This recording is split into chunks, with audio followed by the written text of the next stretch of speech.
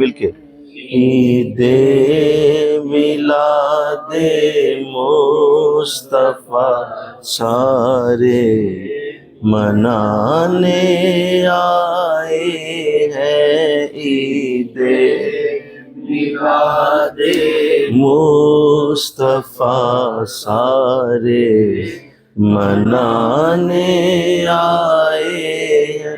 آئندہ صدیاں آئی ہیں، آئندہ صدیاں آئی ہیں، گزرے زمانے آئے ہیں، آئندہ صدیاں آئی ہیں، گزرے زمانے آئے۔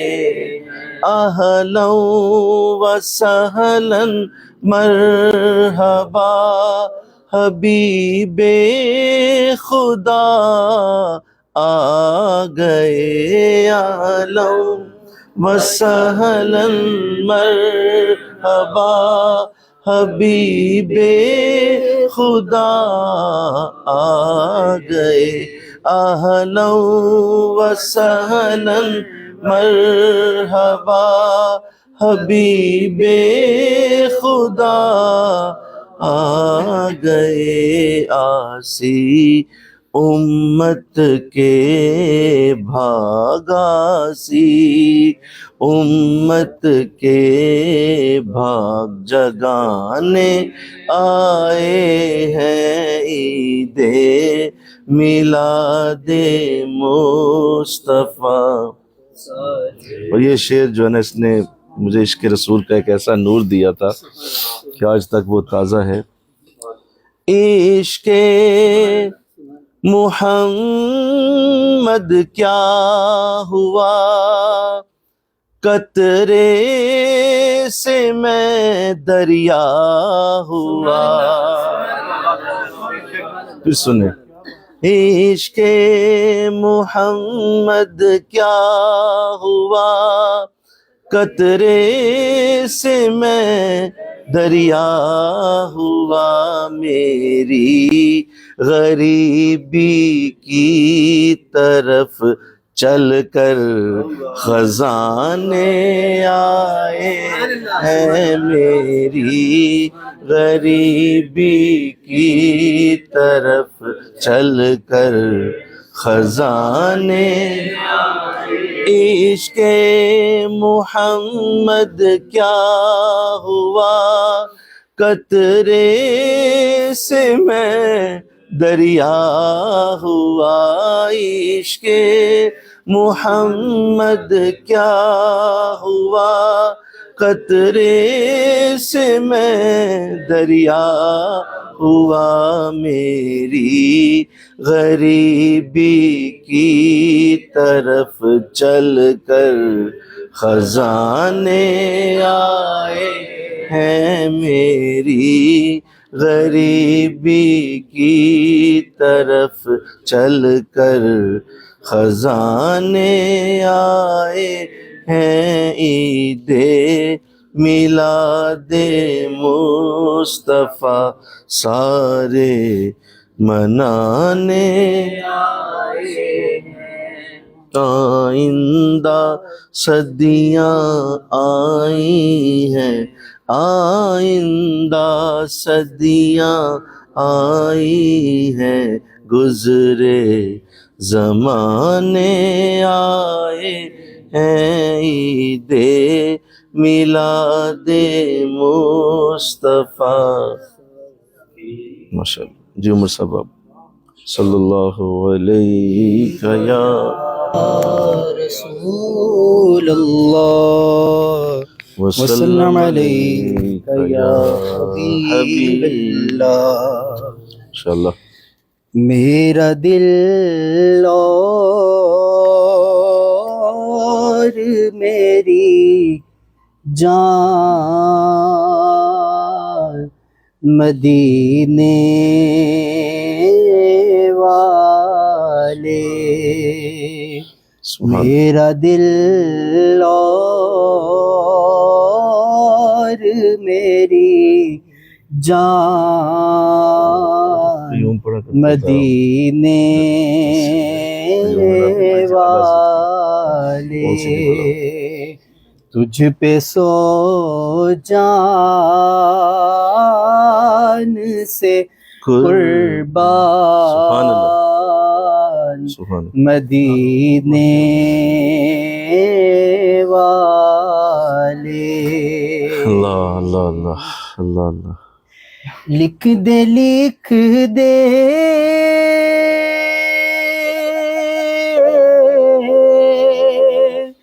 میری قسمت میں مدینہ اللہ اللہ اللہ آمین آمین آمین کہہ دو لکھ دے واہ واہ لکھ دے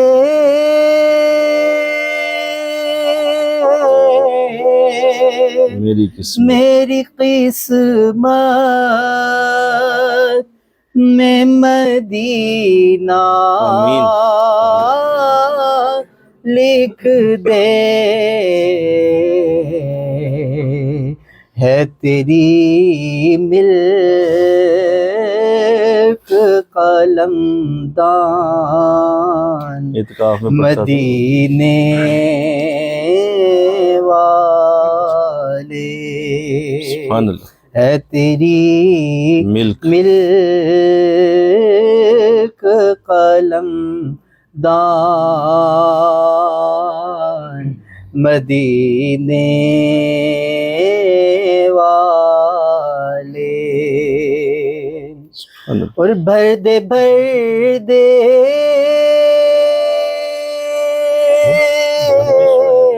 دوسری میں پڑھتا تھا یار میرے آقا میری جھولی بھر دے سبحان اللہ یا رسول اللہ آمین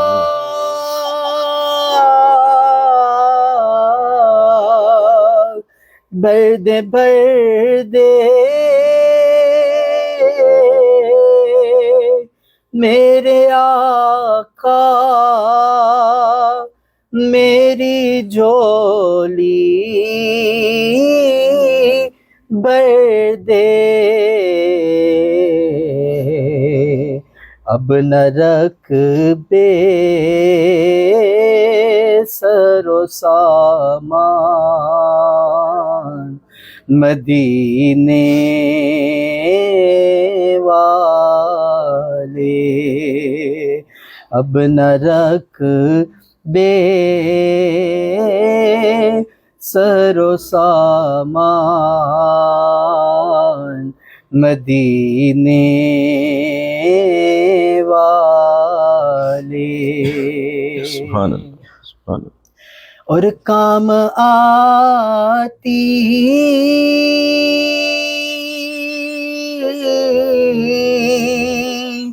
ہے تیری ذات ہر ایک دکھی آکے بے شک بہت خوب یا رسول اللہ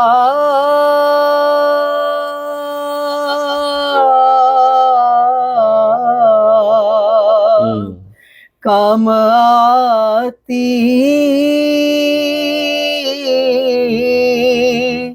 ہے تیری ذات ہر ایک دکھی آکے میری مشکل بھی ہو آسان مدینے مدینے پھر کے گلی سبحان اللہ سبحان اللہ تباہ ٹھوکر سب کی کھائے کیوں پھر کے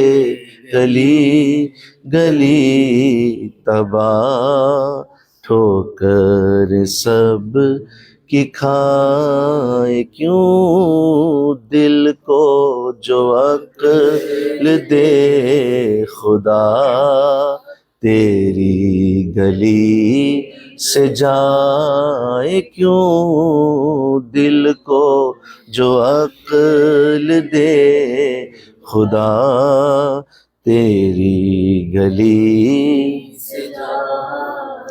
رخصت قافلہ کا شور غش سے ہمیں اٹھائے کیوں، رخصت قافلہ کا شور غش سے ہمیں اٹھائے کیوں، سوتے ہیں ان کے سائے میں کوئی ہمیں جگائے کیوں۔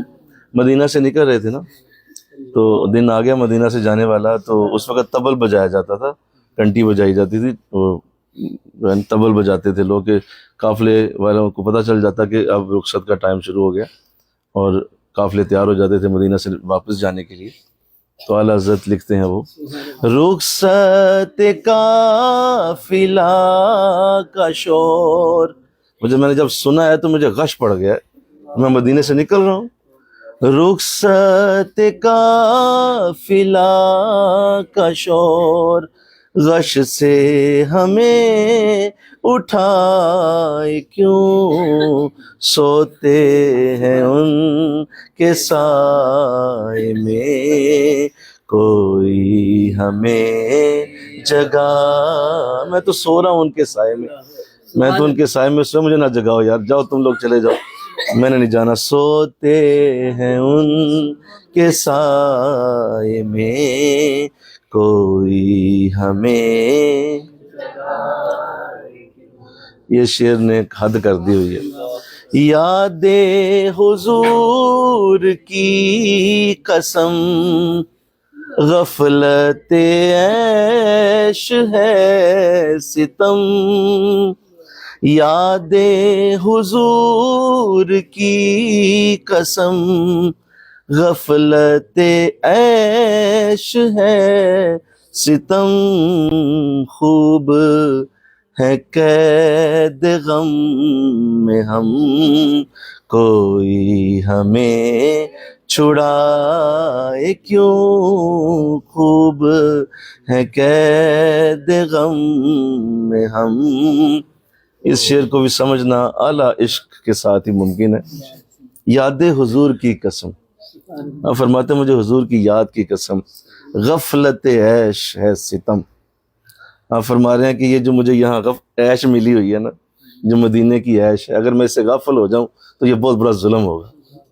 مدینے کی عیش کیا بات، غفلت عیش ہے ستم، خوب ہے قید غم میں ہم، یہ جو میں یہاں حضور کے مدینہ میں قید ہوں نا، تو یہ بڑا خوب ہے، بڑا بہتر ہے، کوئی ہمیں چھڑائے کیوں، خوب ہے قید غم میں ہم کوئی ہمیں، اور یہ سنیے اور آپ کا عشق اس سے کتنا جلا پائے گا، بڑھ جائے گا۔ جان ہے عشق مصطفیٰ روز فزوں کرے خدا، آپ فرما رہے ہیں کہ عشق مصطفیٰ میری جان ہے، میرا خدا اسے روز بڑھا دے۔ جان ہے عشق مصطفیٰ روز فزوں کرے خدا، جس کو ہو درد کا مزہ، اور جس کو ہو درد کا مزہ، ناز دوا اٹھائے کیوں دوا کھائے گا جس کو درد میں مزہ آ رہا ہے، جس کو ہو درد کا مزہ، ناز دوا اٹھائے کیوں، پھر کے گلی گلی، जोई सब ठोकर सब की खाए क्यों, दिल को जो अक्ल दे खुदा, गली से जाए क्यों, है तो रजा निरा सितम, जुर्म पे गर लजाए हम। बात हो गई। आप फरमा रहे हैं कि इंसान जब जुर्म करता है कोई तो उसे शर्म आनी चाहिए, लेकिन ये कैसी बात है कि हम जुर्म भी कर रहे हैं और मदीना में हैं तो हम अपने जुर्म पे खुश हो रहे हैं।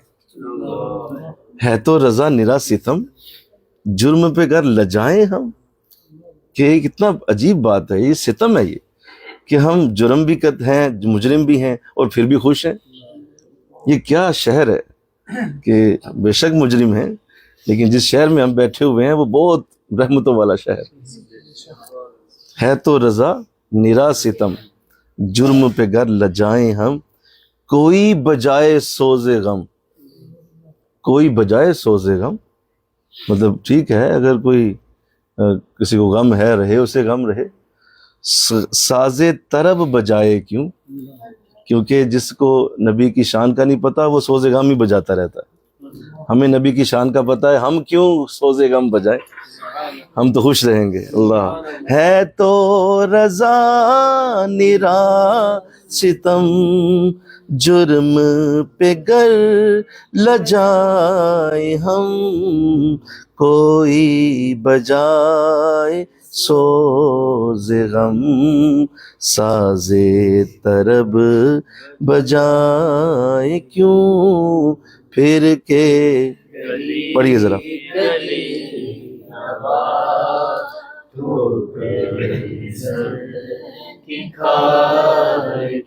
और इस शेर ने इतना रुलाया हुआ है, मतलब मुझे नहीं याद पड़ता कि मैं किस तरह उसको बयान कर सकता हूँ कि जब साहब के सामने बैठ के इसे सुना था तो आज तक उसका नूर, उसकी बरकत दिल में बाकी है। अब तो न रोक ए गनी, आदत सग बिगड़ गई। हुजूर आपने इतनी रहमतें दी, अब हमारी आदतें बिगड़ गई हैं।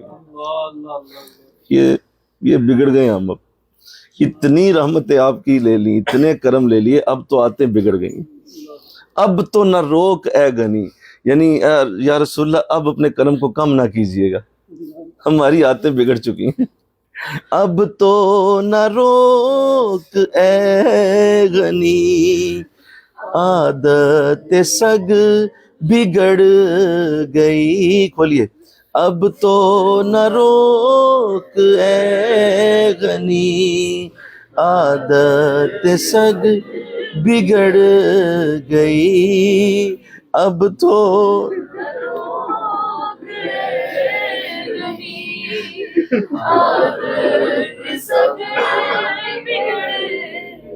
फिर पढ़िए। अब तो न रोक ए गनी, आदत सग बिगड़ गई। अब तो न रोक है गनी, आदत सग बिगड़ गई। मेरे करीम पहले ही लुकमाए तर खिलाए क्यों, मेरे करीम। तो ना खिलाते हमें ये तर रोटियां, ये लुकमाए तर क्यों खिलाया पहले? हजूर अब ना रोकिए, अब रुकने, अब क्या ये रहमत रुक गई, मर जाएंगे हम।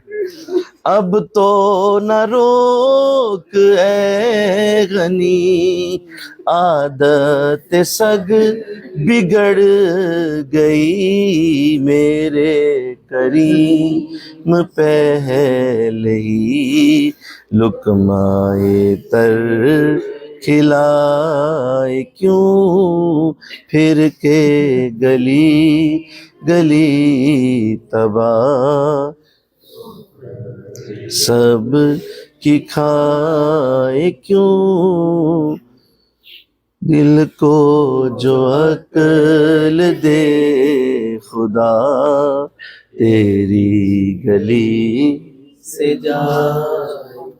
بسم اللہ الرحمن الرحیم الحمد للہ رب العالمین والعاقبۃ للمتقین والصلاۃ والسلام علی سید الانبیاء والمرسلین. مل کے پڑھیے الصلاۃ والسلام علیک یا رسول اللہ وعلی آلک واصحابک یا سیدی یا حبیب اللہ. الصلاۃ والسلام علیک یا رحمۃ للعالمین وعلی آلک واصحابک یا سیدی یا خاتم النبیین. آپ چلے جائیں.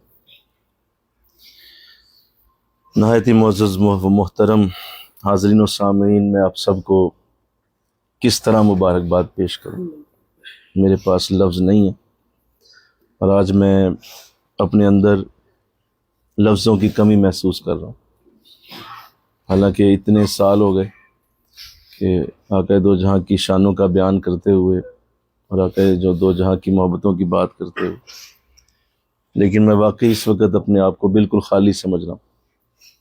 مجھے اپنے لفظوں کا وہ جو میرے پاس ترتیب ہوتی ہے لفظوں کی آج نہیں سمجھ نہیں آ پا رہی. اتنے کرم اتر رہے ہیں، اتنے فضل اتر رہے ہیں، اور دلوں کی دنیا اس طرح نکھری ہے کہ الفاظ کو ترتیب دینا بہت مشکل ہے.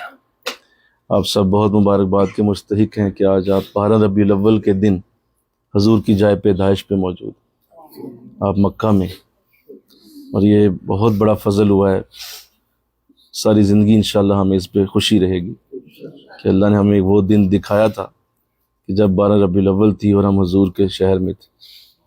آپ کا یہ عظیم شہر مکہ جس میں آپ کے 53 برس گزرے ہیں، 53 ایئرس، حضور کی زندگی کے 53 سال یہاں گزرے. ایک ایک گلی میں، ایک ایک نکر پہ، ایک ایک چوک میں آپ کی خوشبو ہے اور آپ کے پاؤں مبارک کا نور ہے جو آپ نے یہاں گزارے. تو آپ سب بڑی خوش نصیبی کی اس وقت معراج پہ ہیں کہ آپ کو نہ صرف 12 ربیع الاول دن ملا، مکہ ملا، بلکہ اللہ نے ایسی مجلس سجانے کی توفیق بھی دے دی کہ توفیق ملی کہ آپ سب ایسے بیٹھ کے، اور آج وقت بھی ہے، آج موقع بھی ہے، اور آج ہی وہ دن ہے. اور اسلام کی یہ بڑی خوبصورت ترتیب ہے کہ اللہ جب بھی کوئی اسلام کا دن آتا ہے واپس تو اللہ دوبارہ وہی برکتیں اتارتا ہے. یہ اللہ کا اصول ہے. 27ویں شب رمضان کی جب بھی آئے گی دوبارہ قرآن کا نور اترے گا. عید الفطر جب بھی آئے گی دوبارہ عید کی خوشیاں آئیں گی. رمضان جب بھی آئے گا اللہ اسی طرح رمضان کی رحمتیں پھر برسا دے گا. تو یہ اللہ کا اصول ہے کہ جب کوئی دن لوٹ کے آتا ہے تو اللہ وہ ساری برکتیں دوبارہ اتارتا ہے جب وہ پہلی بار اتری تھیں. تو آج الحمدللہ 12 ربیع الاول ہے، جس میں کوئی شک نہیں ہے کہ آج آقا دو جہاں کی ولادت باسعادت کا دن ہے. تو آپ ذرا 1448 سال پیچھے جائیے اور آج کے دن کا تصور کیجئے کہ آج جب صبح ہوئی ہوگی تو اس وقت مکے میں کیا نور اترا ہوگا. آج جب صبح ہوئی ہوگی تو اس وقت کس قدر رحمتیں مکے کی سرزمین پہ اتری ہوں گی، کیونکہ آقا دو جہاں کی ولادت باسعادت ہوئی.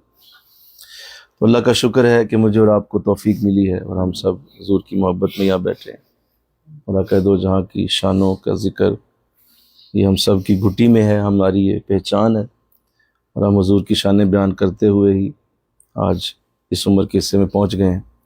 اللہ اور توفیق عطا فرمائے. یہ وقت جو مجھے اور آپ کو ملا ہے اس میں جو سب سے بہترین ذکر ہے وہ حضور کی ولادت کا ہی ہے.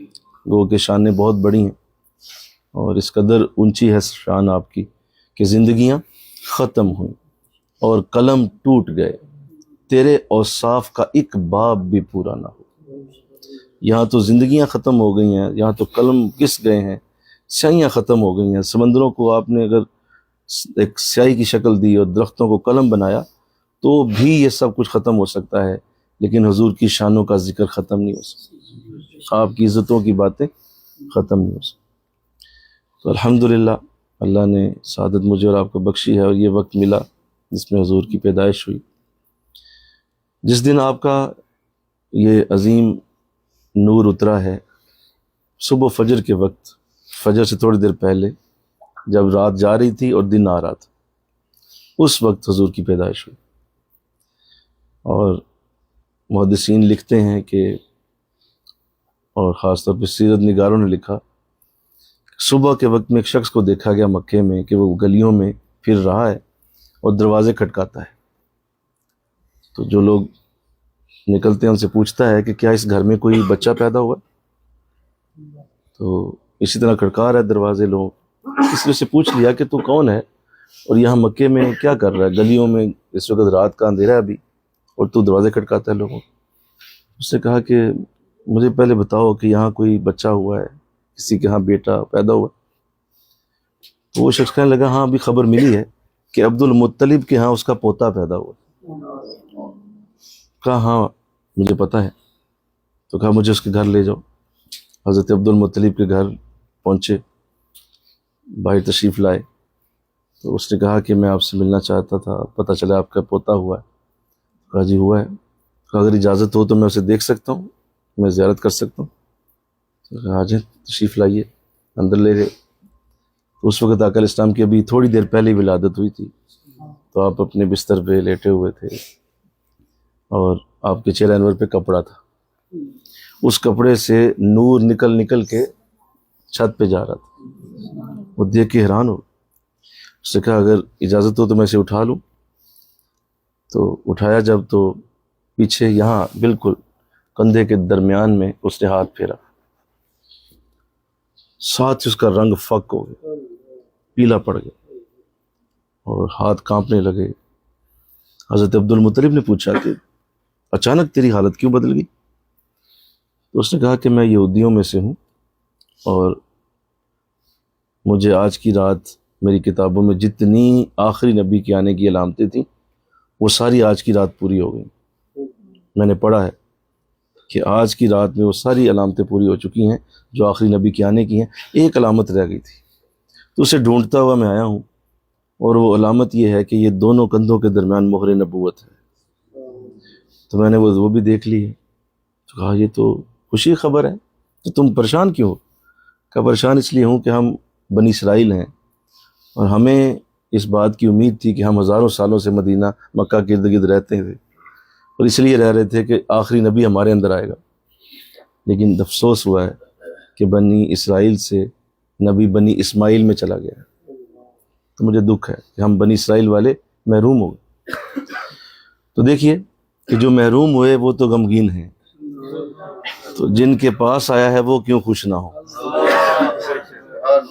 ہمارے پاس تو حضور آئے ہیں، ان سے چلے گئے تھے، ان سے چلے گئے تو وہ غم منا رہے ہیں، رو رہے ہیں، ان کے چہرے پہ غم تھا، تو بتائیے ہمارے چہروں پہ خوشی کیوں نہ ہو؟ تو اللہ کا شکر ہے کہ اللہ نے آقا دو جہاں کی شکل میں ہم سب کے لیے بڑی عزتوں کا، بڑے کرم اور فضل کا بندوبست فرمایا اور ہم ان کی امت میں شامل ہوئے، ہم ان کی امتی۔ تو حضور اسلام نے اپنی ولادت کا ذکر خود بھی فرمایا ہے۔ صحابہ پوچھتے حضور سے کہ حضور نے ہمیشہ ہفتے میں 2 روزے رکھے ہیں، ایک سوموار کا اور ایک جمعرات۔ صحابہ نے پوچھ لیا حضور یہ 2 روزے کیوں رکھتے ہیں آپ؟ فرمایا پہلا دن میری ولادت کا دن ہے، میں سوموار کو پیدا ہوا تھا تو میں اس کی خوشی میں روزہ رکھتا ہوں، اللہ کو پسند ہے روزہ رکھنا، تو میں خوش ہوتا ہوں کہ میرا دن ہے وہ، تو میں روزہ رکھتا ہوں۔ اور دوسرا جمعرات سے اگلا دن جمعہ ہے تو میں اس لیے جمعے کی تیاری کے لیے روزہ رکھتا ہوں۔ رضا حضور بھی اپنے اس دن کا اکرام فرماتے تھے، آپ بھی اپنے اس دن کا ذکر کرتے تھے اور آپ بھی اپنے اس ولادت کی خوشی میں روزہ رکھا کرتے تھے۔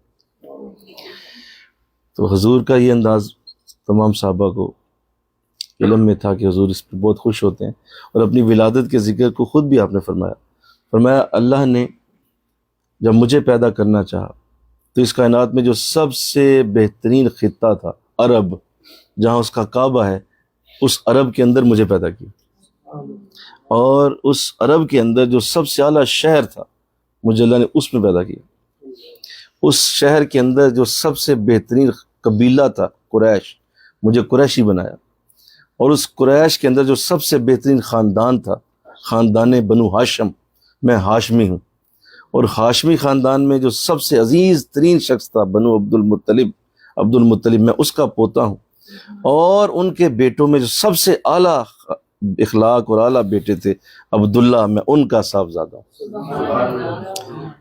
تو حضور نے اپنی تمام وہ بیتائش کی گفتگو فرمائی۔ واقعہ دو جہاں کا یہ اپنا طریقہ بھی ہے کہ آپ کو اپنی ولادت کے ذکر سے بڑی انسیت ہے، اور آپ بہت خوش ہوتے تھے اپنی ولادت کا ذکر سن کے، اور آپ کے اوصاف کو حضرت حسان بن ثابت رضی اللہ تعالیٰ عنہ جب بیان کرتے تو حضور انہیں بلا کے ممبر پہ بٹھا دیتے اور فرماتے حسان یہ نیچے بیٹھ کے نہیں، ممبر پہ بیٹھ کے میری تعریف کر۔ خلقت مبرئا من کل عیب، کہ اللہ کے رسول، اللہ نے آپ کو ایسا بنایا ہے کہ آپ کو ہر عیب سے پاک پیدا کیا ہے، اور باقیوں کو تو اللہ نے خود بنایا ہے، آپ کو اللہ نے آپ سے پوچھ کے بنایا ہے۔ تمہیں کیسا بناؤں؟ جیسے جیسے آپ خود اپنے آپ کو کہتے گئے اللہ نے آپ کو ویسے ہی بنا دی۔ خلقت مبرئا من کل عیب۔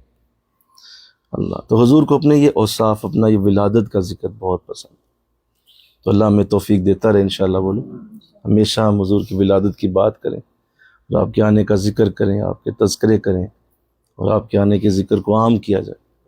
یہ ہماری نسلوں کو بتانے کے لیے ضروری بھی ہے۔ ان بچوں کو کیا پتہ ہو کہ حضور کون تھے جب تک ہم انہیں بتائیں گے نہیں، جب تک ہم ان کے سامنے حضور کی ہستی کا ذکر نہیں کریں گے، یہ کیسے جانیں گے کہ حضور کی زندگی اور حضور کے معاملات کیا تھے، اور آپ کتنے عظیم اوصاف کے مالک تھے۔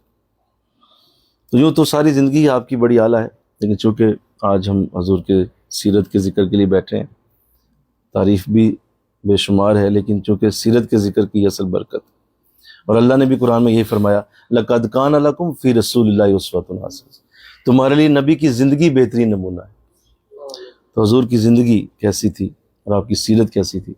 صحابہ فرماتے ہیں کہ ہم سیرت کو اس طرح آپس میں باتیں کیا کرتے تھے حضور کی زندگی کی، کہ جیسے تم قرآن آپس میں پڑھتے ہو، جس طرح قرآن لوگ پڑھتے ہیں ایسے ہم حضور کی سیرت کی باتیں کیا کرتے تھے، کہ حضور کی زندگی ایسی ہے، حضور کی زندگی ایسی ہے، آپ نے یہ کیا، آپ نے یہ کیا۔ اللہ تو آئیے آج میں آپ کو حضور کی زندگی میں سے ایک آپ کا وصف جو ہمارے لیے بہت ضروری ہے، اللہ اس کی ہمیں توفیق دیتا رہے، اور وہ ہیں حضور الاسلام کی سنت مبارک، آپ کے طریقے، جو آپ کی سنت ہے، اور حضور کا ارشاد اس کے بارے میں بہت بڑا ہے۔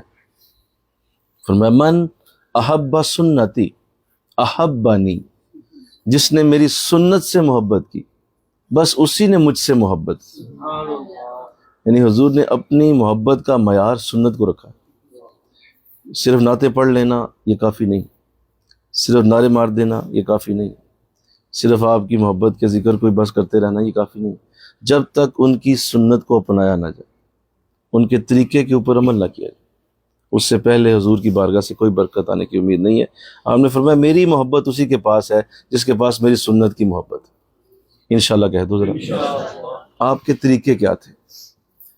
اور آپ کے طریقوں کو اتنی برکت دی گئی ہے کہ اللہ نے آپ کی زندگی کو اسوہ حسنہ کہا، کہ اگر میرے سامنے کوئی کائنات میں کوئی شخص اعلیٰ پیمانے پہ اور پرفیکشن کی آخری حد پہ پہنچا ہوا ہے وہ تمہارا رسول ہے، لہذا اسے دیکھو اور اس کے مطابق اپنی زندگی کے معاملات کو دیکھو۔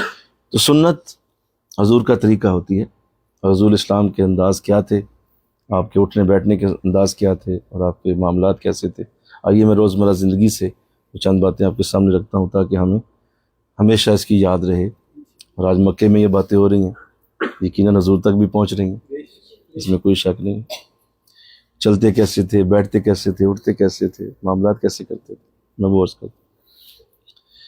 حضور اسلام کی عادت مبارکہ تھی کہ آپ ہمیشہ جب چلتے تھے راستے میں تو آپ دائیں طرف چلتے تھے۔ کدھر چلتے تھے؟ Right side. آپ بھی جب گلی میں چلیں، جب روڈ پہ چلیں تو آپ کو یاد آ جائے کہ حضور کدھر ہوتے تھے، حضور لیفٹ ہوتے تھے، درمیان میں ہوتے تھے، کدھر ہوتے تھے، تو آپ کو یاد آ جائے نہیں حضور رائٹ ہوتے تھے، تو آپ خود سے نیت کر کے رائٹ سائڈ پہ جائیں، تو اب آپ نے حضور کے طریقے کو زندہ کر دیا۔ اور اس کی برکت آپ کو ملے گی. جتنے قدم چلیں گے اللہ اتنے ثواب لکھتا جائے گا، کیونکہ میرے بندے نے اپنے نبی کی سنت پہ عمل کیا ہے. رائٹ سائڈ پہ چلنا شروع کر دیا انشاءاللہ. بولیے اللہ توفیق. یہ چھوٹے چھوٹے اعمال ہیں لیکن ان کے اندر بڑی برکت. پھر آقا اسلام جب آپ نہاتے تھے، غسل کرتے تھے، تو حضور اسلام کی عادت تھی کہ آپ پہلے دائیں کندھے پہ پانی ڈالتے تھے، پھر آپ بائیں کندھے پہ ڈالتے، پھر آپ سر پہ ڈالتے. یہ طریقہ یاد رہے انشاءاللہ. بولیے کہ غسل تو اب سب نے کرنا ہی ہوتا ہے، تو جب غسل کریں تو دھیان کر لیں کہ اس وقت نبی کی طریقہ کیا ہے. نبی کا طریقہ یہ ہے دائیں کندھے پہ پہلے پانی، پھر بائیں کندھے پہ، پھر سر. تو یہ آپ کی عادت مبارکہ تھی. آپ جب بھی غسل کرتے اسی طرح کرتے. پانی ہمیشہ 3 سانسوں میں پیتے تھے، رک کے پیتے، ایک سانس پھر دوسری سانس پھر تیسری سانس. اور اس کو بھی آپ نے ہمیشہ اسی طرح، اور دیکھ کے پیتے تھے. پانی کو حضور نے منع کیا ہے بغیر دیکھے پینے سے، اس پہ عمل کیا جائے انشاءاللہ. تو صحابہ کرام کو حضور کی نداؤں کا بڑا علم تھا اور صحابہ اس پہ بڑی مداومت کرتے تھے. 2 صحابی تھے، وہ جا رہے تھے، وہ سفر تھا، مکہ سے نکل رہے تھے. تو اچانک ایک صحابی کہنے لگا رکو ذرا. دونوں اپنے اپنے گھوڑے پہ تھے تو رک گئے. ایک اترا، سامنے ایک درخت تھا، اس کے قریب چلے گئے، درخت کے نیچے بیٹھ گئے. کچھ دیر بیٹھے اور پھر اٹھ کے آ گئے اور آ کے دوبارہ گھوڑے پہ بیٹھ گئے. کہا چلو یار چلتے ہیں. اور دوسرا حیران ہو گیا، کہتے یار مجھے دھوپ میں کھڑا کر کے آپ وہاں درخت کے پاس چلے گئے، کیا کیا آپ نے؟ آپ تھوڑی دیر بیٹھ کے آ گئے، ایسا کیا تھا بھائی؟ تو اس نے کہا بس مجھے یاد آ گیا کہ میں ایک دن اسی راستے سے حضور کے ساتھ گزرا تھا اور حضور اسی درخت کے نیچے تھوڑی دیر بیٹھے تھے. تو میں نے کہا میں آج ان کے طریقے کو ذرا دوبارہ زندہ کر دوں کہ میں بھی تھوڑی دیر بیٹھ جاؤں جا کے کہ حضور یہاں تھوڑی دیر بیٹھے. اس قدر آپ کی سنت کو صحابہ یاد رکھتے تھے کہ حضور کا یہ انداز تھا. ایک صحابی بہت دور سے آئے ملنے کے لیے، بہت دور سے آئے. تو ظاہر عرب میں گرمی ہوتی ہے، تو اس دن ایسے ہی تھا، آپ بیٹھے ہوئے تھے تو آپ نے اپنی قمیض مبارک کے یہ اوپر والے بٹن 2 کھولے ہوئے تھے. یہ 2 بٹن بولو کھولے ہوئے تھے گرمی کی وجہ سے، تو چلو ذرا ہوا لگتی رہے. اب انہوں نے دیکھا کہ حضور کے دونوں بٹن کھولے ہوئے، واپس چلے گئے. ساری زندگی یہ 2 بٹن باندھے نہیں کیے ہمیشہ. کئی دفعہ لوگ کہتے ہیں یار یہ بٹن بند کر لو، کیوں بند کروں؟ میرے نبی کھلے ہوئے تھے، لہٰذا اسی طرح رہوں گا جس طرح حضور کے تھے ہمیشہ. اللہ تو حضور کی یہ ادائیں بہت مرغوب تھی صحابہ کو. ایک صحابی رسول وہ ایک دن بیٹھے ہیں تو اہلیہ سے کہا کو کنگھی لاؤ. تو کنگھی لائی گئی تو درمیان سے مانگ نکالنے کی کوشش کرنے لگے. وہ حبشی تھے اور حبشیوں کے بال سخت ہوتے ہیں، تو کوشش بڑی کی کہ کسی طرح مانگ نکلا، کیونکہ آقا اسلام ہمیشہ درمیان سے مانگ نکالتے تھے. آج بھی انشاءاللہ آپ کبھی زیارت ہو آپ کو تو آپ کے درمیان سے آپ مانگ نکال. سیدھی مانگ ہوتی تھی، ماتھے سے بالکل سیدھی پیچھے تک جاتی تھی اور پیچھے تک یوں آپ نے اس طرح کیا ہوتا تھا. یہ بال بڑے خوبصورت لگتے تھے. وہ تو وہ نہ ہو سکا، کوشش بڑی کی لیکن وہ مانگ نہ نکلے. سوچنے لگے کیسے پورا کروں اس سنت کو. کچھ وقت گزر گیا، کچھ یاد نہیں رہا. ایک دن ایسے بیٹھے سردیوں کے دن، سامنے جو وہ انگیٹھی میں کوئلے جل رہے تھے اور کوئلوں کو صحیح کرنے کے لیے سلاخ رکھی ہوئی تھی، لوہے کی سلاخ. اچانک دل میں خیال آیا، وہ سلاخ پکڑی، اس کو درمیان میں پھیر دی. چیخ نکل گئی، درد ہوئی. لوگ کیا کر رہے ہو بھائی، یہ کیا کیا؟ تو کہا اللہ کو پٹی ہے تو لاؤ یار. وہ پٹی لگا دی گئی. جب پٹی اتاری گئی تو اندر سے مانگ نکلی ہوئی تھی. کہو نا سبحان اللہ، بولو. مانگ نکالنے کے لیے اپنی جلد کو ساڑ لیا کہ کسی طرح نبی کا طریقہ پورا ہو جائے. حضور کا یہ انداز ہے تو میرا کیوں نہیں ہے؟ تو اللہ ایسا ذوق دے سنتیں پورے کرنے. پھر آپ کو دودھ بہت پسند ہے. آپ جب کوئی جو آپ کو دودھ پیش کرتا، 2 چیزیں ایسی تھیں جسے حضور، 3 چیزیں جنہیں حضور بہت پسند کرتے تھے. ایک، آپ کو جب کوئی دودھ پیش کرتا تو ضرور پیتے تھے آپ. دوسرا، اگر آپ کو خوشبو پیش کرتا تو خوشبو قبول فرماتے تھے. اور تیسرا، اگر آپ کو کوئی تکیہ دیتا تو تکیہ لے کے پیچھے رکھ لیتے تھے. تو یہ تینوں چیزیں آپ نے کبھی انکار نہیں کیا، تکیہ، خوشبو اور دودھ. تو اگر آپ کو ان میں سے کوئی چیز کوئی پیش کرے تو حضور کی سنت سمجھ کے فوراً پکڑ لو. لاؤ یار تکیہ دے، جی آ جائیں پلیز، رکھیں، آئیں خوشبو لے لے. کوئی دودھ پیش کر رہا ہے دودھ فوراً پئیں، کیونکہ حضور نے کبھی بھی اسے نہیں چھوڑا تھا۔ پھر آپ کو یہ پسند تھا کہ آپ جب بھی کھانا کھاتے تو آپ اپنے سامنے سے کھاتے تھے، یعنی رائٹ لیفٹ سے نہیں کھاتے تھے، جو چیز سامنے پڑی ہوتی اسی کو استعمال کرتے، اور آپ نے کھانا ہمیشہ بیٹھ کے کھایا، ایک ٹانگ کھڑی کر لیتے، دوسری ٹانگ بچھا لیتے، چونکڑی مار کے بھی کھایا ہوا ہے آپ نے، لیکن یہ آپ کی ادا ہے، اور چلتے ہوئے بھی کھانا کھایا ہوا ہے آپ نے۔ کئی دفعہ ایسا ہوا کہ صحابہ کے ساتھ آپ چل رہے ہوتے، کھجوریں ساتھ ساتھ کھا رہے ہوتے، ایک کھا لیتے اس کو ساتھ گٹلی جیب میں ڈال لیتے، تو چلتے ہوئے بھی حضور نے کھایا ہوا ہے۔ اسے کبھی ایسا موقع ملے تو پریشان نہیں ہونا، یہ بھی حضور کا ہی طریقہ ہے کہ چلتے ہوئے بھی آپ نے استعمال کیا۔ پھر آقا دو جہاں کی بڑی خوبصورت عادت یہ تھی کہ آپ جب چلتے تھے تو آپ نظریں جھکا کے چلتے تھے، انشاءاللہ کہو، نظریں نیچے رکھتے تھے، تھوڑا سا دیکھتے پھر نظریں نیچے کر لیتے، پھر دیکھتے پھر نیچے کر لیتے، اور اس طرح کا آپ کا یہ جو نیچی نظروں والا انداز تھا، نیچی نظریں کل کی خبریں، نظریں نیچی ہوتی ہیں لیکن خبریں ساری ہوتی ہیں، حضور پتہ سارا ہوتا تھا کہ دنیا کیا کر رہی۔ اللہ تو اللہ ایسی خوبصورت سنتیں ہمیں زندہ رکھنے کی توفیق عطا۔ پھر حضور کا جو سنتوں کا انداز صحابہ کے پاس تھا کہ صحابہ کس طرح اس پہ عمل کیا کرتے، اور کتنی آپ صحابہ نے اس پہ غور سے دیکھا سمجھا کہ جہاں جہاں حضور کا کوئی طریقہ انہیں نظر آتا وہ اسی طرح اس پہ ضرور عمل کرنے کی کوشش کیا کرتے تھے، چھوڑتے نہیں تھے۔ پھر آپ کا جو بہت پسندیدہ آپ کی سنت ہے وہ داڑھی شریف ہے۔ حضور اسلام نے کبھی اپنی داڑھی شریف کو نہیں منوایا، ضرور داڑھی رکھی۔ ایک صحابی تھے تو ان کے چہرے میں بال کم تھے، تو ایک دن آپ آئے تو صحابی آئے تو دیکھا حضور نے، تو حضور مسکرانے لگے، دیکھ مسکرانے لگے تو وہ واپس چلے گئے۔ تھوڑی دیر بعد پھر آئے تو وہ بال کاٹ چکے تھے نا، واپس آئے تو حضور نے بلا لیا، کہا یہ بال کدھر گئے آپ کے؟ تھوڑے سے بال دو چار تھے آپ کے، وہ کدھر گئے؟ کہا حضور ابھی میں آیا تھا تو آپ مجھے دیکھ کے مسکرا رہے، مجھے لگا شاید وہ بال آپ کو اچھے نہیں لگے تو میں نے انہیں کاٹ دیا۔ تو انہوں نے نہیں، اللہ کے بندے اس لیے مسکرا رہا تھا کہ جب تو اندر آیا تو ان بالوں سے فرشتے کھیل رہے تھے، تو میں نے ان کو کھیلتے دیکھا تو میں مسکرا پڑا کہ چار ہی تو بال ہیں تو ان سے بھی فرشتے کھیل رہے ہیں، تو نے کیا کیا؟ تو حضور کو بہت پسند داڑھی شریف، آقا علیہ السلام کو بہت پسند۔ حضور نے اس کی تلقین فرمائی کہ اس داڑھی کو زندہ رکھو، اور فرمایا کہ جو میری اس سنت پہ عمل کرے گا اللہ اسے 200 شہیدوں کا ثواب عطا فرمائے، یعنی اسے بولو 200 شہداء کا ثواب اس کے لیے ہے جو داڑھی شریف پہ عمل کرے، کیونکہ یہ بہت مشکل سنت ہے، اور آج کے دور میں ہر دور میں یہ مشکل رہی ہے، تو اللہ اس کی بھی توفیق عطا فرمائے۔ پھر آقا دو جہاں کا یہ جو انداز ہے کہ آپ نے ہمیشہ اپنے جو آپ کے، یہ تو آپ کے ظاہری انداز ہے نا، یہ تو آپ کے وہ انداز ہیں جو نظر آتے ہیں۔ کدو شریف آپ کو بہت پسند تھا، اور خاص طور پہ جس دن کدو پکا ہوتا تو آپ پلیٹ میں نہیں ڈالتے تھے، آپ ہانڈی سامنے رکھ لیتے تھے، اللہ اس کے اندر سے کھاتے تھے، آپ بہت پسند، کدو شریف کو بہت مرغوب رکھتے تھے۔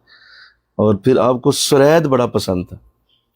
سرید یہ ہوتا ہے کہ آپ ایسے سالن میں جس میں شوربہ ہو اس میں آپ روٹی توڑ کے تو اس کے اندر ڈال دیتے تھے، چھوٹے چھوٹے ٹکڑے روٹی کے کرتے، اسے شوربے میں ڈال دیتے، اور پھر آپ وہ ٹکڑے اس شوربے میں بھیگے ہوئے کو، ڈبوئے ہوئے کو کھاتے تھے، اسے آپ سرید کہتے تھے، اور آپ کو سرید بہت پسند تھا۔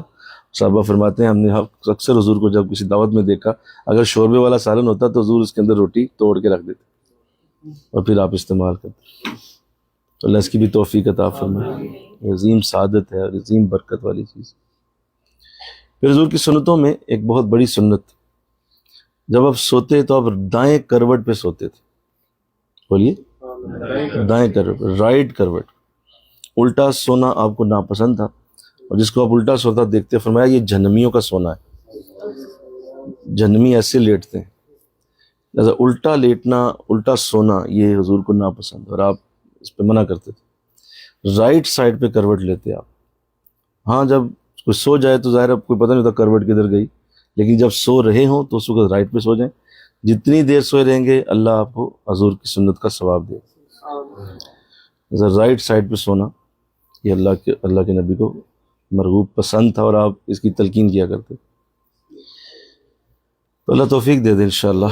مجھے یاد ہے کہ جب صاحب ہمیں یہ چیز سمجھاتے تھے اور آپ ہمیں کہا کرتے ہیں سنتوں پہ عمل کرو، سنتوں پہ عمل کرو. اور آقا دو جہاں کو امامہ شریف تو بہت ہی پسند ہے. حضور نے کبھی بھی امامہ نہیں اتارا. آپ کو اللہ توفیق دے، سب کو، آپ سب کو حضور کی زیارت ہو. آپ حضور کو امامہ میں ہی دیکھیں گے انشاءاللہ. حضور نے ہمیشہ امامہ پہنا ہے، یا سبز پہنا ہے، سفید پہنا ہے، کالا بھی پہنا ہے. تو یہ تینوں رنگ آپ نے استعمال کیے، سبز، سفید اور کالا امامہ. زیادہ تر آپ نے سبز پہنا اور سفید زیادہ پہنا. اور آپ صحابہ کو فرمایا کرتے صحابہ یہ فرشتوں کا لباس ہے اور یہ خوبصورتی ہے.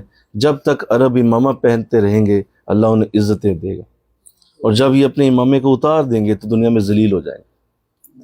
تو دیکھ لیں آج عربوں کا کیا حال ہے آپ کے سامنے ہی. جب سے انہوں نے امامہ اتارا ہے اس کے بعد یہ ذلیل و خوار ہی ہیں. تو یہ حضور کو بڑا مرغوب ہے. اور صحابہ فرماتے ہیں جب ہم نے بدر میں فرشتے دیکھے جو اترے تھے بدر کی لڑائی میں، اور وہ اپنے گھوڑوں پہ سوار تھے، ہر فرشتے نے سفید امامہ باندھا ہوا تھا اور فرشتے سفید امامے پہنتے. اللہ تو حضور کو یہ بڑا پسند ہے. اور آپ ارشاد فرمایا امامے کے ساتھ ایک نماز 70 نمازوں کے برابر ہے. کہ جو امامے کے ساتھ نماز پڑھے، بولیے 70 نمازیں اس کو امامے کی وجہ سے ملتی ہیں، کیونکہ وہ امامہ پہن کے نماز پڑھ رہے. تو یہ حضور کو بڑا پسند ہے. اور آپ نے کبھی اپنے سر کو ننگا نہیں رکھا. کبھی امامہ نہ بھی ہوتا تو آپ ٹوپی پہن لیتے تھے. اور ایک بار ایسا ہوا کہ ٹوپی بھی نہیں تھی، امامہ بھی نہیں تھا، ٹوپی بھی نہیں تھی، تو آپ نے اپنی چادر ہی اپنے سر پہ رکھ لی. چادر کو ڈھک کیسے کہ کسی طرح سر ننگا نہیں. حضور نے کبھی نہیں رکھا. تو اللہ اس کی بھی توفیق دے انشاءاللہ. یہ حضور کی وہ سنتے ہیں جو آج ناپید ہو چکے ہیں. ان کو لوگ کوئی نہیں سمجھ کہ اگر امامہ پا کے پھردا ہے، تمہیں کیا پتا اس کی عزت کیا. اللہ اسے خواہ مخواہ یہ ایک ایسی خوبصورتی ہے، کوئی بھی شخص امامہ پہن لے وہ خواہ مخواہ سونا لگنا شروع ہو جاتا. اس میں ایسی بیوٹی رکھی گئی ہے کہ یہ کمال ہے جو امامے کے ساتھ اللہ نے عطا. تو اللہ آپ سب کو توفیق دے امامہ باندھیے گی، توفیق ملے آپ مردوں کو کہ امامہ شریف کی طرف توجہ کریں، اور موقع ملے تو امامہ شریف باندھا کریں. تو یاد ہے سب جب ہمیں یہ بتایا تو میں نے اس وقت نیت کی تھی کہ ہر جمعے کو باندھا کروں. تو میں نے ہر جمعہ کو امامہ باندھنا شروع کر دیا. تو مجھے امامہ بہت اچھا باندھنا تھا. ابھی بھی آپ دیکھ رہے ہیں میرا امامہ بڑا پرفیکٹ ہوتا. تو صاحب نے مجھے دیکھا کہ یار بڑا اچھا باندھ، صاحب نے مجھے اپنا امامہ دینا شروع کر دیا، یار یہ باندھ کے لاؤ میرا بھی. تو میں باندھ رہا تھا تو پھر آپ اپنی ٹوپی اتارتے کہتے میرے سر پہ بھی رکھو خود ہی اب. تو مجھے اعزاز حاصل ہے کہ سب کو امامہ اوپر سر پہ رکھنا، پھر اس کو سیٹ کرنا. تو آج بڑا آپ خوش ہوتے. تو اللہ آپ سب کو اس کی توفیق دے. یہ بڑی عظیم سنت ہے امامہ، جس کو اللہ سعادت دے دے. تو خیر یہ چیزیں جب پتہ چلتی گئیں کہ اصل معیار ہی سنت رسول ہے. پھر آپ کو سفید کپڑا بڑا پسند ہے، آپ سفید ڈریس بڑا پسند کرتے ہیں. اور ہو تو آپ نے بہت کم پہنا، لیکن پسند آپ کو سفید بہت رنگ پسند ہے. سفید کپڑا جب پہنے تو نیت کریں. اور خوشبو تو آپ کو بہت ہی پسند تھی، خاص طور پہ آپ خوشبو منگوایا کرتے تھے. اور یمن سے ایک صحابی تھے، وہ آپ کے لیے خود اسپیشل خوشبو یمن سے لاتے تھے اور آپ اسے استعمال کرتے، اور ہمیشہ خوشبو بڑی کثرت سے لگایا کرتے. صحابہ فرماتے ہیں کہ ہم جب حضور کو ڈھونڈا کرتے تو ہم گلیوں میں پھر لیتے، جس گلی میں حضور کی خوشبو آ رہی ہوتی وہیں پہ ہوتے آپ. یعنی ہم خوشبو سے اندازہ کر لیتے کہ حضور اس گلی سے گزرے، اتنی خوشبو لگاتے تھے آپ. اور اگر آپ نہ بھی لگاتے تو بھی آپ کے جسم کی اتنی خوشبو تھی کہ وہ ویسے ہی بڑا خوشبودار تھا، لیکن اس کے باوجود آپ خوشبو بہت زیادہ لگاتے تھے. تو اللہ اس کی بھی توفیق دے اور آپ کو یہ سعادت ملے کہ مہکتا ہوا جسم، مہکتی ہوئی انداز یہ حضور کو پسند. خوشبو لگانا، عطر استعمال کرنا، یہ پرفیوم استعمال کرنا، یہ سب بالکل یہ اسی طرح ہی. پرفیوم بھی وہی ہے، عطر بھی وہی ہے، بس خوشبو آنی چاہیے. جو اچھی خوشبو ہے وہ لگائیے. عورتوں کے لیے یہ ہے کہ وہ ایسی خوشبو استعمال کرتی ہیں جس میں رنگ ہوتا ہے لیکن وہ اڑتے اس کی خوشبو پھیلتی نہیں. مردوں کو حکم ہے کہ وہ تھوڑی لگے لیکن پھیلے زیادہ. لہٰذا حضور دونوں کو حکم دیتے کہ بھائی دونوں اپنی اپنی جگہ پہ خوشبو استعمال کریں. تو یہ حضور کو بڑا پسند. تو اللہ اس کی توفیق دے انشاءاللہ. تو ایک بار ایسا ہوا تھا کہ میں نے صاحب کی خدمت میں عرض کیا کہ جب یہ سنتیں پوری کرنے کا انداز اتنا بڑھ گیا، کرتے کرتے کرتے میں نے ایک دن پوچھ لیا، میں نے کہا حضور یہ بتائیں کہ کیا سانس لینا بھی سنت ہے؟ بولیے سانس لے، کیونکہ حضور بھی تو سانس لیتے تھے. تو یہ میں اندر باہر کر رہا ہوں تو کیا میں اس نیت سے اگر کروں کہ یہ بھی تو حضور کا طریقہ ہے. کیا آنکھ جھپکنا بھی حضور کی سنت؟ کیا سننا بھی حضور کی سنت ہے؟ کیونکہ حضور کا حضور بھی سنتے تھے، حضور بھی آنکھ جھپکتے تھے. تو سب بڑا ہی خوش ہوئے. آپ کھڑے ہو گئے، سینے لگو یار. تو یہاں تک بات آ گئی ہے کہ اب مطلب وہ آنکھ جھپکنا بھی سنت بن گیا اور کانوں کا سننا بھی سنت بن گیا. مجھے یہی لگتا ہے. تو میں نے کہا کہ ایک اور سوال بھی ہے، کیا زندہ رہنا بھی حضور کی سنت ہے؟ حضور بھی تو زندہ تھے، آج بھی ہیں. تو بڑا خوش ہوئے. میں آپ کو سچ بتاؤں کہ اگر آپ اپنی زندگی میں بڑی اعلیٰ برکتوں سے مزین ہونا چاہتے ہیں، سنتوں کو اپنانا شروع کریں. پھر آپ کا طریقہ یہ ہے کہ جب کوئی آپ سے ملنے آتا تو آپ ضرور اس کو واپسی پہ دروازے تک چھوڑ کے آتے. چاہے کوئی بھی ہوتا، آپ اسے چھوڑ کے آتے، یار آؤ میں تمہیں چھوڑ کے، دروازے تک چھوڑتے اسے. تو کبھی آپ بھی ایسا کریں کہ جب کوئی جانے لگے تو دروازے تک اسے چھوڑ کے آئیں، کیونکہ میرے نبی کا طریقہ یہ بہت بڑی ادا ہے، بہت بڑا انداز ہے جس کو لوگوں نے چھوڑ دیا ہوا ہے. موقع اللہ دے تو اس طرح کی چیزیں اللہ جس کو دے دے، اس کا دل اور دماغ حضور کے ساتھ یوں جڑ جاتا ہے کہ بس اس کو دل کرتا ہے کہ بس ہر وقت یہی انداز رہے. اور حضور کا یہ بھی انداز مجھے بڑا پسند ہے. آپ جب نماز پڑھا کرتے تھے تو آپ کے بارے میں آتا ہے کہ نماز میں آپ جب سجدہ کرتے تھے تو سجدے کو آپ کھلا سجدہ کرتے تھے. اب سجدے کو میں بولو کھلا سجدہ کرتے، تنگ سجدہ نہیں کرتے تھے، اپنے دونوں بازو کھول لیتے شیروں کی طرح.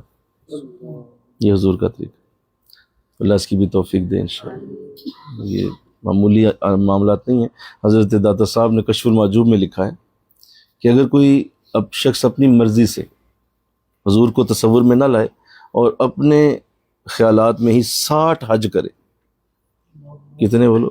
60 حج، 60 سال ہر سال حج کرتا جائے لیکن حضور کو سوچے بغیر کرتا جائے. آپ فرماتے ہیں میری نظر میں اگر وہ گھر آئے صرف حضور کو تصور میں لا کر 3 سانسوں میں پانی پی لے، صرف تصور میں انہیں لائے اور 3 سانسوں میں پانی لے لے، اللہ کی نظر میں یہ پانی پینا 60 حجوں سے زیادہ بہتر ہوگا. یہ بہت بڑا جملہ. 60 حج پیچھے رہ جائیں گے اور حضور کی ادا آگے نکل جائے گی. یہ بالکل ایسے ہی ہے کہ جیسے آپ جب کسی درزی کو اپنا ناپ دیتے ہیں، فرض کرتے ہیں کہ بہت اچھا درزی ہے تو آپ اسے اپنا کوئی سوٹ دے دیتے ہیں، یار یہ میرا وہ سوٹ ہے جو مجھے بڑا فٹ ہے، اس کی لمبائی چوڑائی ہر چیز بڑی اچھی ہے، تو یہ پاس رکھو، اور جتنے بھی سوٹ میں تمہیں دے رہا ہوں ان کو اس کے مطابق سی لو. اب وہ جب آئے آپ سے، آپ واپس لینے آئیں تو آپ دیکھیں کہ ایک سوٹ کا بازو کہیں جا رہا ہے، دوسرے کا کہیں جا رہا ہے. آپ پوچھیں یار میں نے تمہیں ماپ دیا تھا، اس کے مطابق کیوں نہیں بنایا؟ تو اسے کہا ہو میں نے تو خود ہی بنا دیا.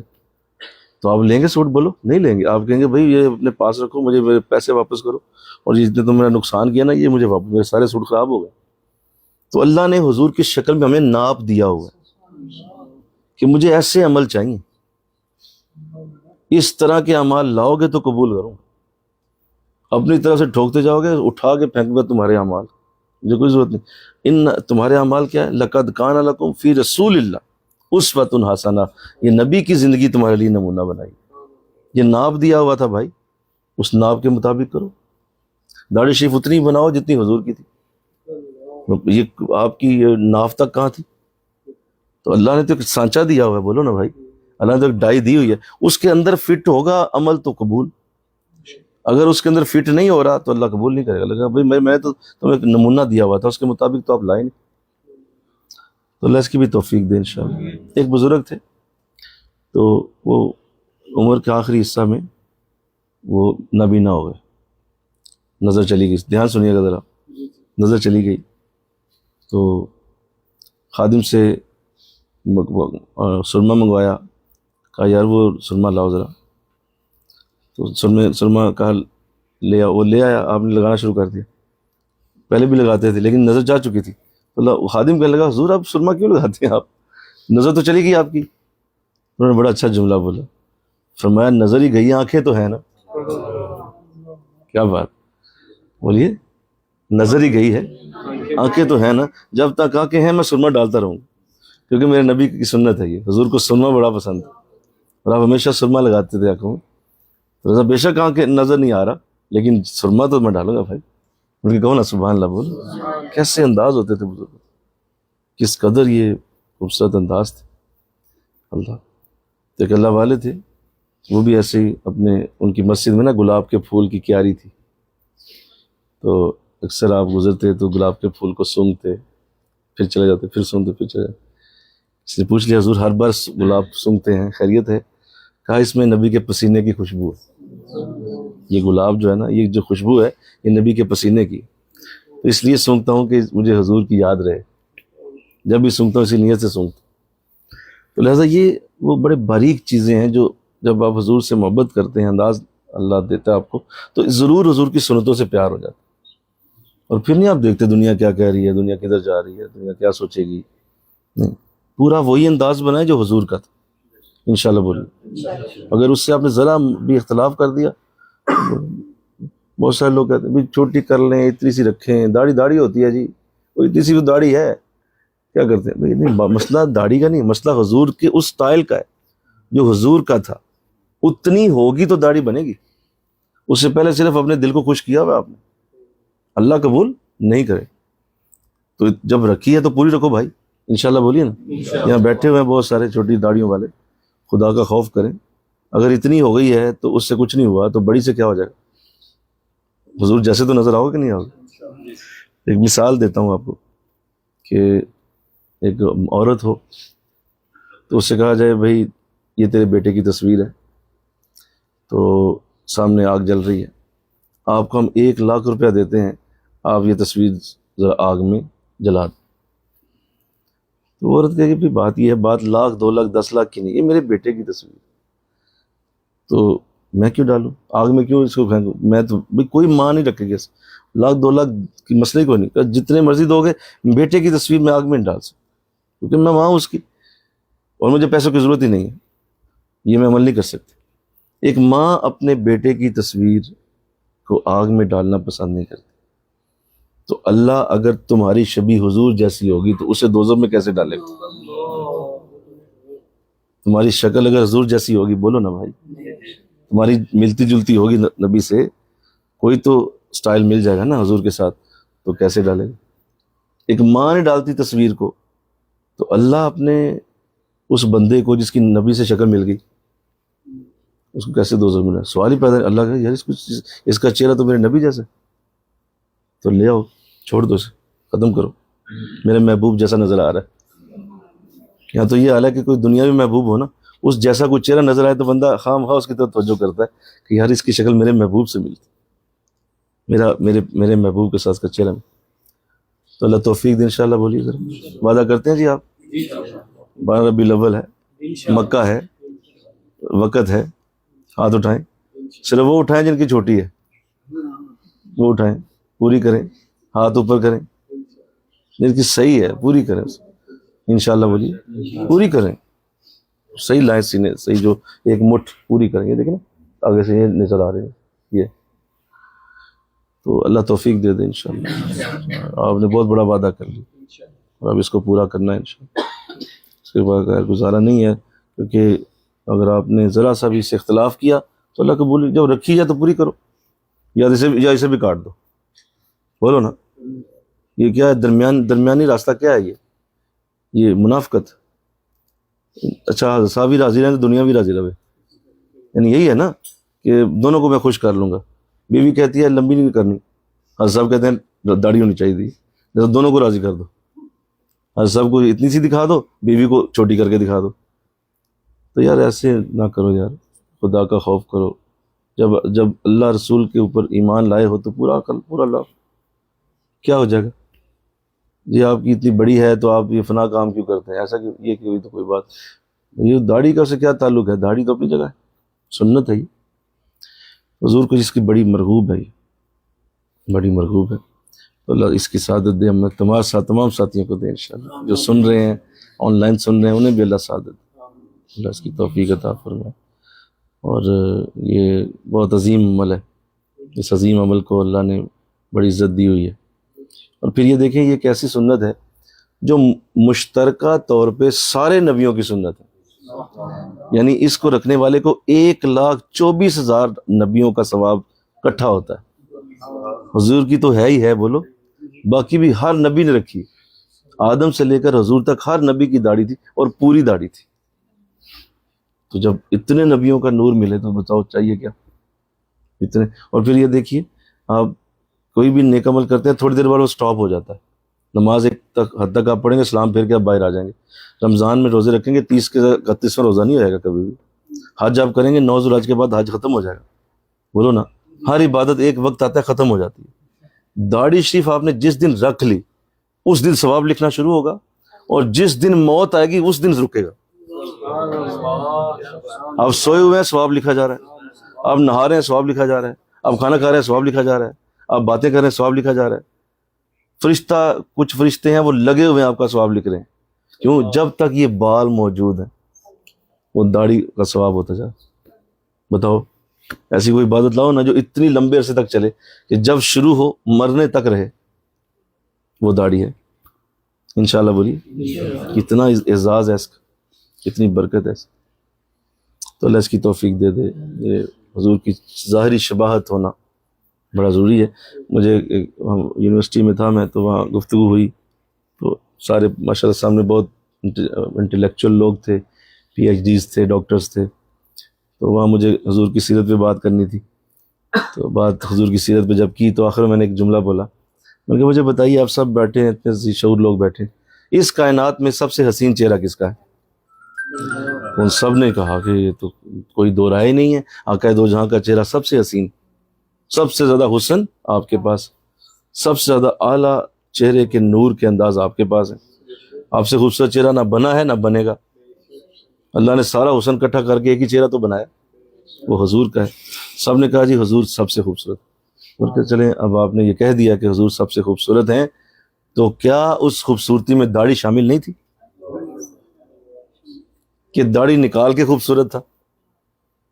اب سارے کوئی ایسے دیکھ رہا ہے، ویسے دیکھ رہا ہے، کوئی نیچے دیکھ رہا ہے، یہ کیا بات ہو گئی؟ واقعی داڑھی اندر تھی۔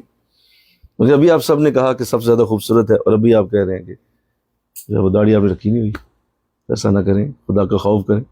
تو خیر یہ چھوٹی سی بات تھی جو میں نے عرض کر دی۔ دوسرا جو بہت بڑا معاملہ ہے حضور کی، یہ تو ظاہری آپ کی چیزیں ہیں، پھر حضور کی کچھ باطنی سنتیں۔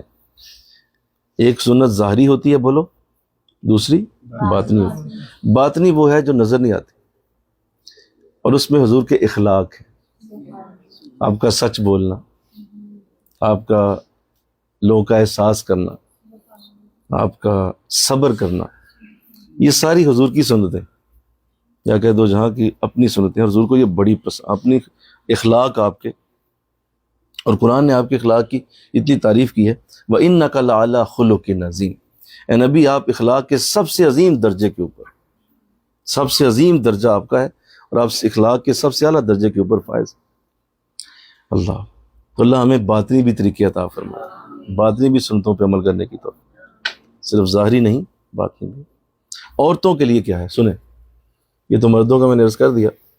عورتوں کے لیے سیدہ فاطمۃ الزہرا رضی اللہ تعالیٰ عنہ، شہزادی کونین، حضور اسلام کی لخت جگر، اور آپ کی سب سے عزیز از جان بیٹی سیدہ فاطمۃ الزہرا، عورتوں کے لیے وہ حضور کے مقام پہ ہیں۔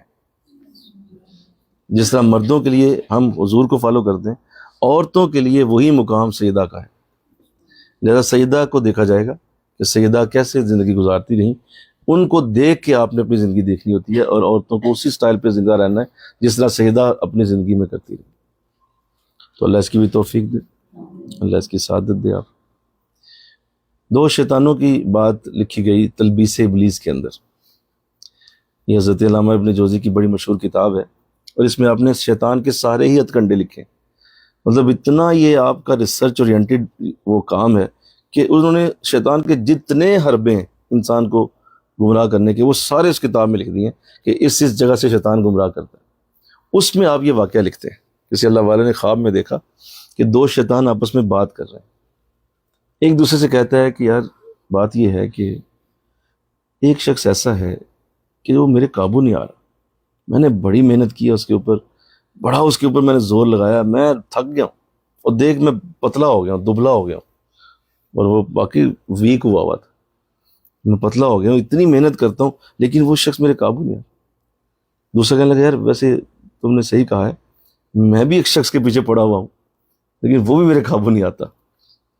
تو کہا اچھا پہلے تو بتا کہ وہ کون ہے اور وہ کیا کرتا ہے, تو کیوں نہیں آتا تیرے قابو. کہا اصل میں مسئلہ یہ ہے کہ میں اسے جتنی بھی نیکیاں کرا لوں اور جتنے بھی گناہ کرا لوں, وہ حضور کے کسی طریقے پہ عمل کر جاتا ہے, وہ کچھ سنت ادا کرتا ہے, ساتھ ہی وہ سارے گناہ معاف ہو جاتے ہیں, اور میری وہ ساری محنت جو 6 مہینے میں نے کی ہوتی ہے وہ ساری محنت ضائع ہو جاتی ہے. لہٰذا وہ میرے قابو نہیں آ رہا کیونکہ وہ حضور کی سنت پہ عمل کرتا ہے. اب میری بات پہ ذرا غور کیجیے گا, میں ایک بات کرنے لگا, گراؤنڈ بنا رہا ہوں ابھی. دوسرے نے کہا کیا حسین اتفاق ہے, میرا بھی بندہ یہی کرتا ہے کہ وہ بھی سنتوں پہ عمل کرتا ہے, تو میرے قابو نہیں آتا. تو اب علامہ اجمل جوزی لکھتے ہیں کہ شیطان تمہیں ہر عبادت خود کرائے گا. نماز یہ پڑھا دیتا ہے, آپ کو خود پڑھاتا ہے, کبھی یہ زکوٰۃ بھی خود دلواتا ہے, روزے خود رکھواتا ہے. آپ کیا سمجھتے ہیں کہ یہ نہیں کروا سکتا, یہ کرواتا ہے یہ آپ. اور اس کے بعد کوئی گناہ کرا دے گا اور وہ ساری کی ساری نمازیں راکھ ہو جائیں, وہ نیکیاں سب ختم ہو جائیں. ایک چیز ایسی ہے جو یہ نہیں کروا سکتا, اور وہ ہے حضور کی سنت. کبھی یہ حضور کی سنت پہ نہیں آنے دے گا آپ.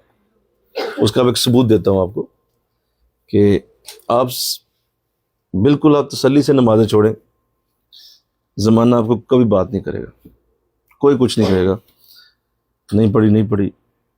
آپ رمضان کے بعد کا روزے بھی گول کر جائیں, کوئی خاص بات نہیں لوگ کریں گے.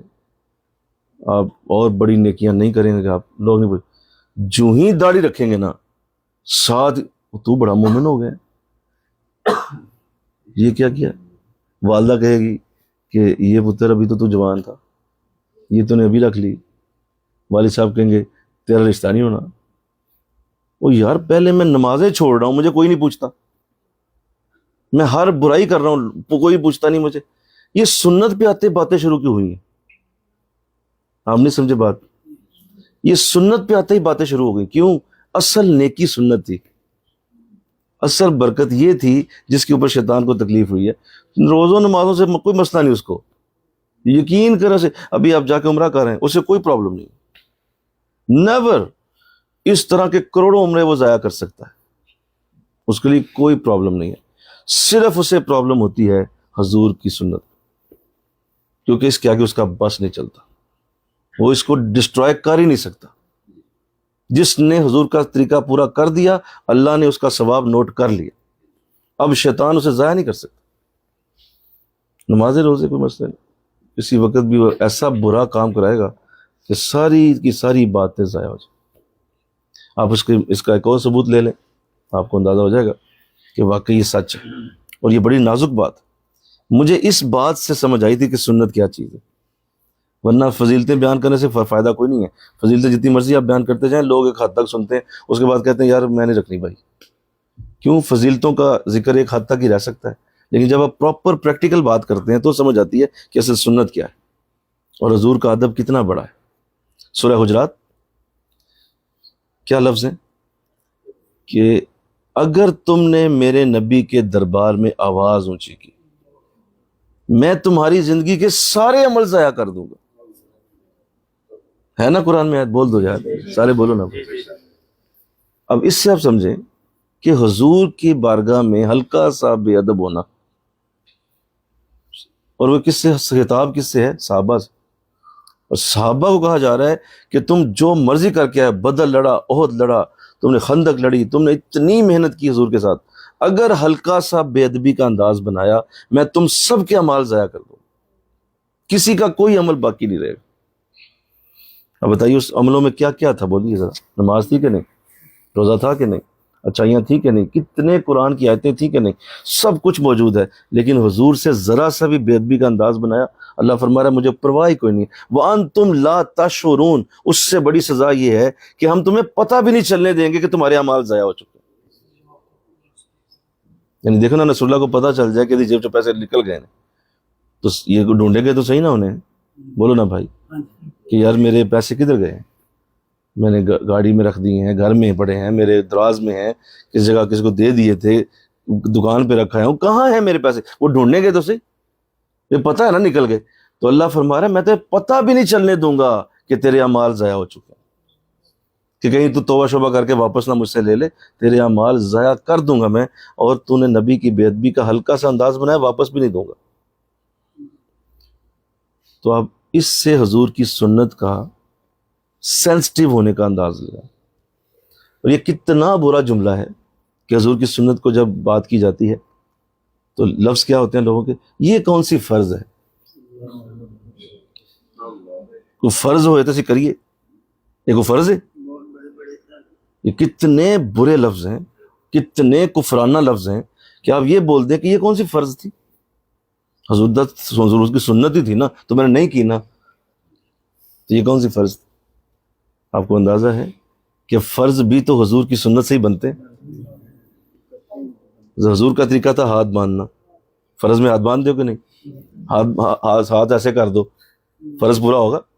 حضور نے باندھے تھے، تو حضور کی وہ سنت پوری کرو گے تو فرض بنے گا. حضور نے رکوع کیا تو رکوع کیا ہے؟ سنت. رکوع کرو گے تو فرض میں رکوع کرو گے نا، نماز فرض کے اندر بولو نا بھائی. تو لہٰذا یہ ساری چیزیں سنت کرو گے تو فرض پوری ہوں گی. کہتے ہیں یہ کون سی فرض تھی؟ تو ایسے الفاظ نہ بولیے، یہ حضور کا طریقہ ہے. آقا دو جہاں کے طریقے کو انڈر اسٹیمیٹ کرنا، اس سے بڑا کوئی ظلم نہیں، اس سے بڑی کوئی زیادتی نہیں. کہ ایک بچہ میرے پاس آیا یونیورسٹی میں نے ایسی سنت پہ بات کی، تو بعد میں میرے پاس آ گیا، اس نے کہا سر آپ نے اس دن بڑی اچھی باتیں کی ہیں، مجھے پتہ ہی نہیں تھا کہ اتنا طریقہ حضور کا اتنا بڑا ہے، ہمیں تو علم ہی نہیں تھا، بس ہم تو ایسے بس نماز روزے کے عادی ہیں، تو حضور کی سنت اتنی بڑی ہے. تو میں گھر گیا ہوں تو والدہ کے ساتھ میں نے بات کی، تو میں نے نیت کی ہوئی تھی داڑھی شریف رکھنے کی، تو والدہ کو میں نے بتایا تو والدہ نہیں مان رہی. بولیے، والدہ نہیں مان رہی. تو آپ مجھے بتائیں کہ ایک طرف سنت ہے، ایک طرف والدہ ہے، تو دیکھیے والدہ کی بات تو پھر ماننی چاہیے، والدہ کی بات ہے نا، تو والدہ کی بات پھر نہیں نا. سر والدہ کے سامنے تو میں کچھ نہیں کر سکتا. اب میں نے کہا اللہ کے بندے، وہ والدہ مسلمان تیرے نبی کی وجہ سے ہوئی ہے، اگر وہ نبی نہ ہوتا تو تیری والدہ مسلمان کہاں سے؟ وہ تو نبی کی وجہ سے ہوئی ہے. اس لیے نبی کا حکم تیری والدہ سے بڑا ہے، تیرے والد سے بھی بڑا ہے، کیونکہ وہ اگر آ گیا، اس کے حکم کے آگے معاملہ آ گیا تو سب کچھ ختم ہو جائے گا، کیونکہ حضور کا ذکر سب سے اونچا، سب سے برکت والا ہے. تو میں نے عرض کیا، جب میں نے کہا یار یہ اگر آپ ایسا کرو گے، والدہ کی بات پہ چلو گے، تو حضور کی بارگاہ میں تو تم کبھی کامیاب نہیں ہو سکتے، کیونکہ آقا دو جہاں کا ذکر اور حضور کا عزت و مقام والدہ سے بہت بلند، بہت اونچا ہے. اس لیے سنتوں میں کسی کی آپ نہ تو بات مانیں گے، نہ کسی کی بات کے اوپر آپ چلیں گے، کیونکہ وہ حضور کا طریقہ ہے ڈائریکٹ. اس کے لیے کسی اور شخص کو آپ ذمہ داری نہیں دے سکتے، وہ حضور کے اپنے انداز کہ جی فلاں نے مجھے منع کر دیا تو میں نہیں کرتا، فلاں نے منع کر دیا نہیں کرتا، ایسا ہو نہیں سکتا، کیونکہ حضور کے اپنے انداز. تو اللہ اس کی توفیق آپ سب کو دے ماشاءاللہ. اور آج ہم نے سعادت دی ہے، یہ برکت ہے، لے آئے جی، اللہ سعادت دے دے. اور ماشاءاللہ آج کا کھانا جو ہے وہ عامر صاحب کی طرف سے ماشاءاللہ آج سعادت ملی ہے. اللہ سب کو آج کی دن کی ساری سعادتیں آپ کو عطا کر دے. آپ جس عظیم شہر میں بیٹھے ہیں، کوئی دو رائے نہیں ہے کہ اللہ نے آج ہماری جھولی کو بھر دیا ہے. اللہ مجھے آپ کو توفیق دے. کھڑے ہو کے دو شیئر صلاۃ والسلام کے پڑھیے، پھر ہم دعا کرتے ہیں. یہ پڑھے ربیہ، یا نبی سلام علیکم، یا نبی سلام علیکہ، یا رسول سلام علیکہ، یا حبیب سلام علیکہ، صلوات اللہ علیکہ، یا نبی سلام علیکہ، یا رسول سلام کا یا حبیب سلام علیکہ صلوات اللہ جان کر کافی سہارا سبحان اللہ. آقا لے لیا ہے در تمہارا خلق کے وارث خدا را خلق کے وارث خدا را لو سلام اب تو ہمارا یا نبی سلام علیکہ یا رسول سلام علیکہ یا حبیب علیکہ صلوات اللہ علیکہ صلوات اللہ تم حبیب کبریا ہو اور امام الانبیاء ہو دو جہاں کے پیشوا ہو دو جہاں کے پیشوا ہو شفاعِ روزے جزا ہو یا نبی سلام علیکہ یا رسول سلام علیکہ یا حبیب سلام علیکہ صلوات اللہ علیکہ رحمتوں کے تاج والے دو جہاں کے راج والے عرش کی معراج والے عرش کی معراج والے آسیوں کی لاج والے یا نبی سلام علیکہ یا رسول سلام علیکہ یا حبیب سلام علیکہ سلام تشریف رکھیں.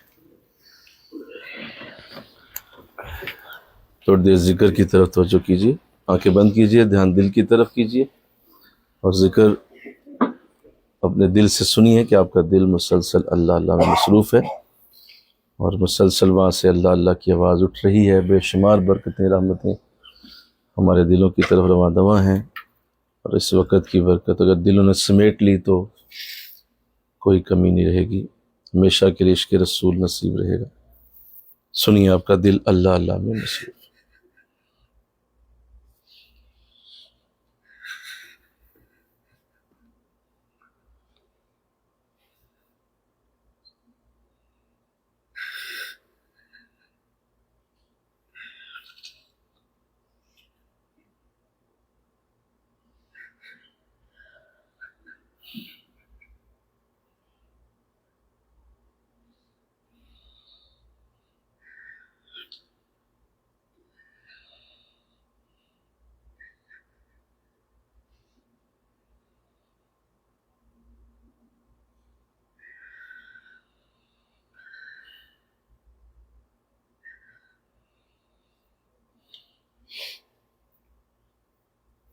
لا الہ الا اللہ محمد رسول اللہ صلی اللہ علیہ وسلم. لا الہ الا اللہ.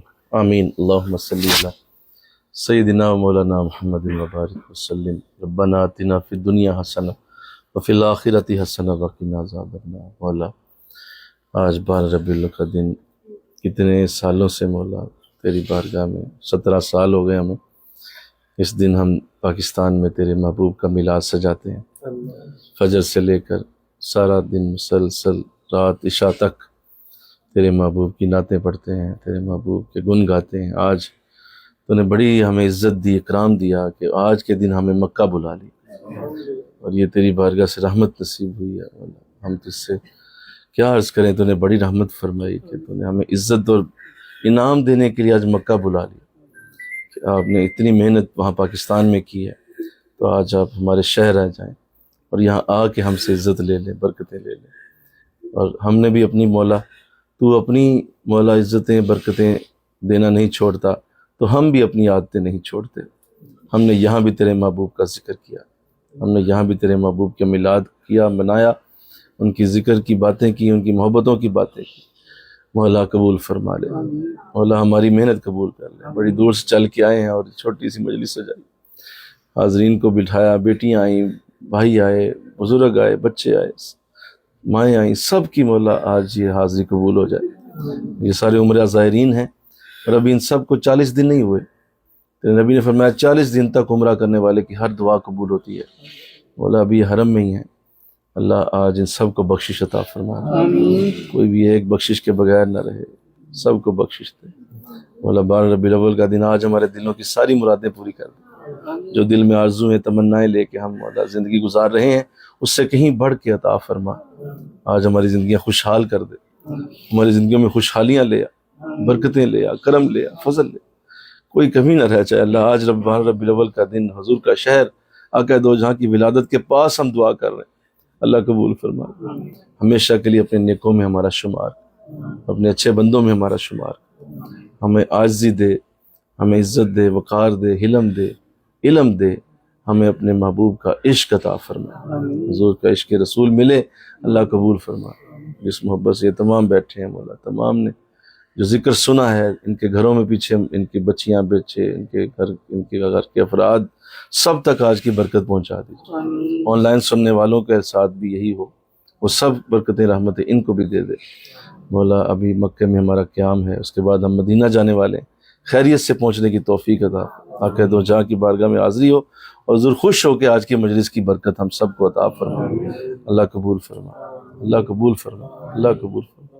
بڑی محبت سے جو ساتھی دعوتیں کر رہے ہیں مولا، پاکستان سے دعوتیں بھیج رہے ہیں، کھانے کھلا رہے ہیں، عمرہ زائرین کی خدمت ہو رہی ہے، اللہ ان سب کی خدمتیں قبول فرما۔